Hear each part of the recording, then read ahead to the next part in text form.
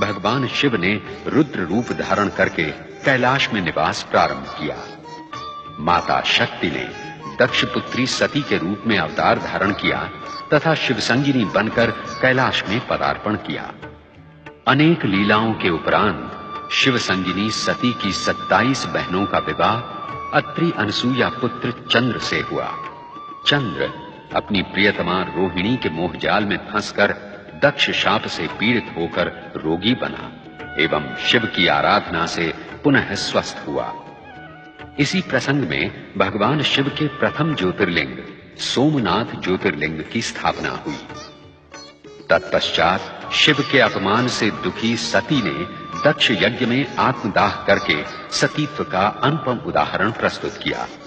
शिव वैरागी बनकर तपस्या में लीन हुए।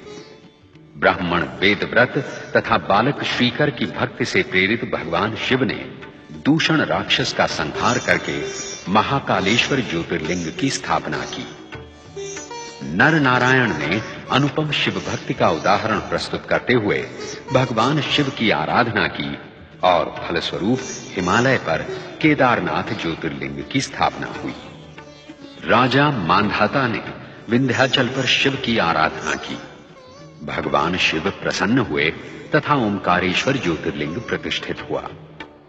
तत्पश्चात माता शक्ति ने हिमालय पुत्री पार्वती के रूप में जन्म लेकर शिवाराधना की, कठोर तपस्या की तथा भगवान शिव ने अनेक परीक्षाओं के पश्चात देवी पार्वती का वरण किया। इसी बीच असुर कुल में महाशक्तिशाली तारकासुर उत्पन्न हुआ, जिसे ब्रह्मा द्वारा शिवपुत्र के हाथों मरण का वरदान प्राप्त था।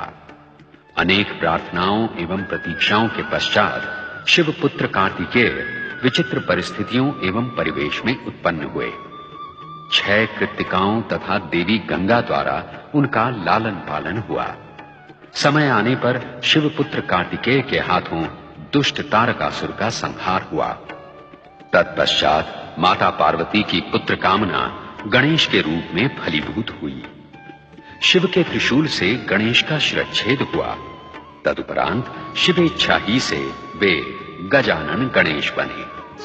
कार्तिकेय सदा के लिए दक्षिण के श्रीशैल पर्वत पर चले गए। उन्हें पुनः कैलाश लाने के लिए शिव पार्वती को भील भीलनी, अर्जुन एवं मल्लिका का रूप धारण करना पड़ा और इसी प्रसंग में मल्लिका अर्जुन ज्योतिर्लिंग की स्थापना हुई। भगीरथ की आराधना सफल करके शिव ने गंगा को शीश पर धारण किया तथा गंगाधर बने।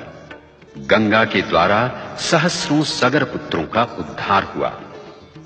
ऋषि गौतम तथा देवी अहिल्या की आराधना से प्रसन्न होकर भगवान शिव ने त्र्यंबकेश्वर ज्योतिर्लिंग की स्थापना की। गंगा, दक्षिण की गंगा गोदावरी बनी। अपने प्रिय भक्त सुप्रिय का उद्धार करने हेतु दारुक राक्षस का वध करके भगवान शिव ने नागेश्वर ज्योतिर्लिंग की स्थापना की। अभिमानी रावण का गर्व हरण करके शिव ने देवताओं की प्रार्थना पर आरोग्य प्रदायक वैद्यनाथ ज्योतिर्लिंग की स्थापना की। शिव ने विष्णु अवतार श्री राम को लंका विजय का आशीर्वाद प्रदान करने हेतु दक्षिणी समुद्र तट पर रामेश्वर ज्योतिर्लिंग प्रतिष्ठित किया। कुंभकर्ण कर्कटी पुत्र भीमासुर से अपने भक्त सुदक्षिण की रक्षा करके शिव ने अपनी क्रोधाग्नि से उसे भस्मीभूत किया और इस प्रकार भीमाशंकर ज्योतिर्लिंग की स्थापना हुई। और फिर अपनी आराधिका घुष्मा के दुख का अंत करके शिव ने उसके मृत पुत्र को पुनर्जीवित किया और घुष्मा की प्रार्थना पर घुष्मेश्वर ज्योतिर्लिंग प्रतिष्ठित हुआ। शिव महापुराण की महानता एवं महिमा का संपूर्ण वर्णन एवं प्रदर्शन असंभव है। हमने तो अपनी शिव भक्ति को ही इस धारावाहिक के माध्यम से शिव चरणों में समर्पित किया है।